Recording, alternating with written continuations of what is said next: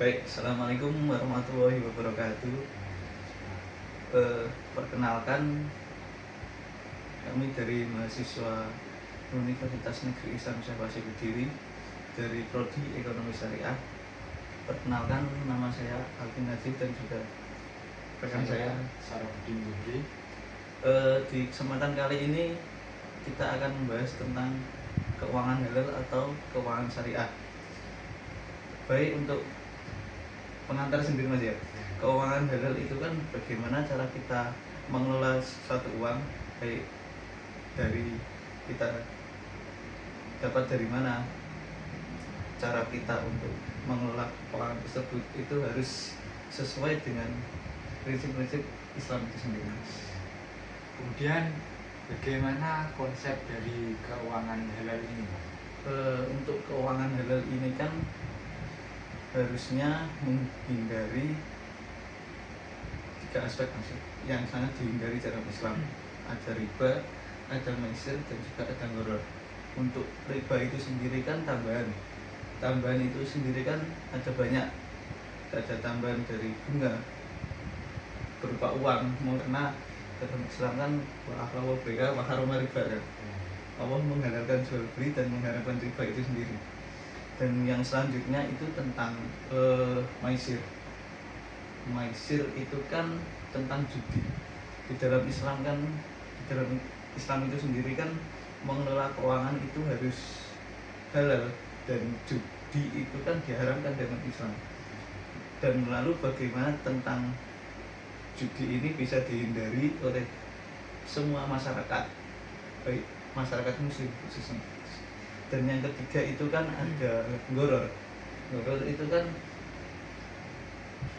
penipuan itu sendiri di dalam Islam juga diharamkan karena itu bisa merugikan semua pihak, baik pihak dari yang menipu itu sendiri dan juga pihak yang ditipu itu sendiri. Dan itu bagaimana kita untuk menghindari hal tersebut sehingga keuangan kita itu bisa bermanfaat bagi semua orang. Dan yang terakhir itu kan tentang kemaslahatan umat. Kemaslahatan umat itu kan bagaimana uang yang kita punya itu bisa bermanfaat bagi semua orang. Seperti kita melakukan zakat, kita sedekah, kita hadiah kepada orang lain. Dan itu diharapkan semua orang itu bisa mampu untuk memberikan dampak positifnya bagi semua masyarakat, baik itu muslim maupun yang non muslim itu sendiri gitu. Kemudian yang kedua, bagaimana pemikiran Anda tentang industri keuangan halal ini sendiri? Untuk industri keuangan halal ini kan sekarang sudah banyak sebenarnya, seperti bank-bank syariah, juga ada koperasi syariah dan lain-lain sebagainya Mas. Tetapi yang sulitnya itu adalah bagaimana penerapan dari konsep syariah itu sendiri di industri keuangan, karena semuanya itu kan pasti suka dengan uang kan juga.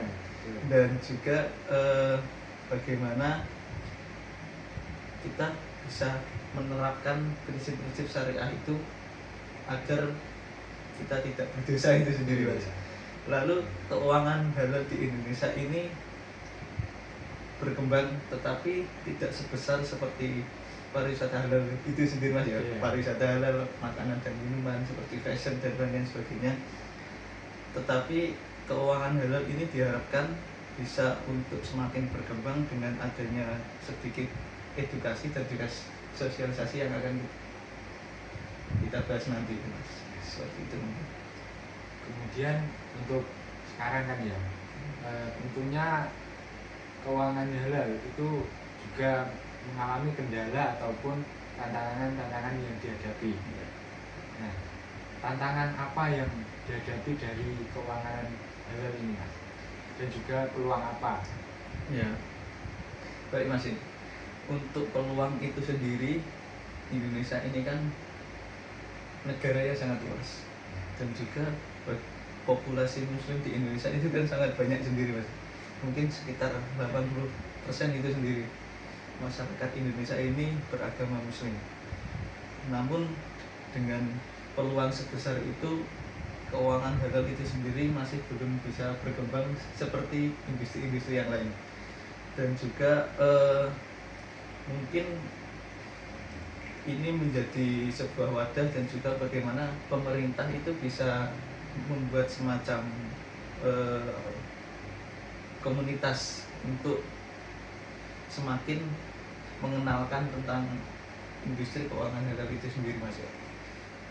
Lalu untuk menyinggung tentang tantangan itu sendiri, tantangannya mungkin yang pertama pasti sumber daya manusia di Indonesia. Sumber daya manusia di Indonesia ini kan sangat-sangat minim. Ya benar, manusianya itu banyak, tetapi minimnya akan literasi tentang halal itu sendiri, Mas. Dan juga bagaimana konsep halal di Indonesia ini bisa diterapkan di semua lingkungan masyarakat. Dan juga tantangan yang kedua itu mungkin lebih ke infrastruktur sendiri, Mas. Infrastruktur di Indonesia ini kan sangat-sangat kurang. Mungkin yang di pelosok-pelosok desa itu kan belum dicapai oleh pemerintah itu sendiri, Mas. Dan juga diharapkan pemerintah itu bisa semacam belusuan gitu, Mas, ke pelosok-pelosok desa agar sedikit ataupun bisa mengenalkan tentang industri keuangan halal di Indonesia itu sendiri. Mungkin seperti itu, Mas, untuk peluang dan juga tantangannya. Kemudian untuk selanjutnya untuk pengetahuan masyarakat akan edukasi keuangan halal itu kan masih kurang ya, Mas ya.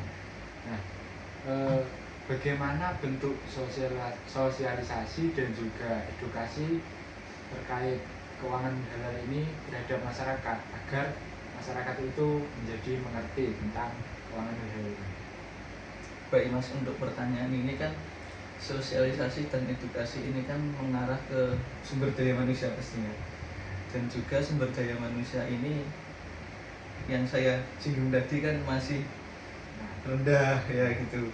Dan juga bagaimana sumber daya manusia ini bisa berkembang pengetahuannya sedikit demi sedikit tentang keuangan halal. Mungkin bentuk sosialisasi dan edukasinya itu bisa lewat seminar. Seminar kan sekarang ada seminar yang menarik minat anak muda, mungkin karena makanannya dan juga makanan jajannya kan bisa jadi. Dan juga seminar ini diharapkan menjadi wadah bagaimana industri keuangan halal ini bisa maju gitu, Mas.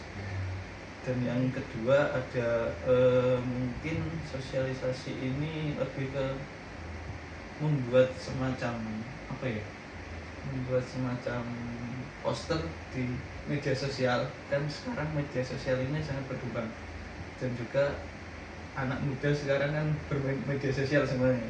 Dan diharapkan dengan media sosial ini poster-poster tentang keuangan halal ini kan semakin banyak, dan juga anak muda ini semakin tertarik dengan keuangan halal. Namun keuangan halal itu sendiri yang saya singgung di awal kan penerapannya kan sulit karena aturan-aturannya juga banyak.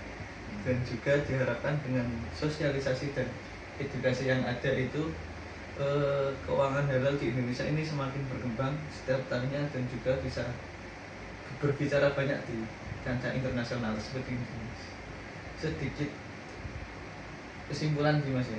Kesimpulannya yaitu bagaimana keuangan halal ini bisa menjadi potensi industri yang besar. Lalu bagaimana masyarakat ini mampu menerapkan prinsip-prinsip syariah yang ada itu, Mas, seperti menghindari riba tadi, riba, maisir, dan juga gharar.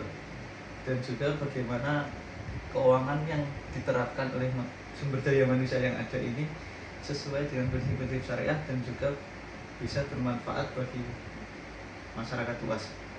Dan juga diharapkan pemerintah itu bisa membuat semacam aturan atau regulasi yang tepat tentang perkembangan industri halal di Indonesia ini.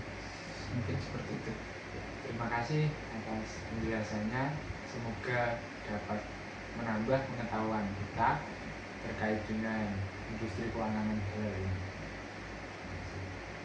Mungkin sedikit penjelasan tentang konsep dari industri keuangan yang itu sendiri. Kurang lebihnya mohon maaf. Kami pamit dan undur diri. Wassalamualaikum warahmatullahi wabarakatuh. Waalaikumsalam.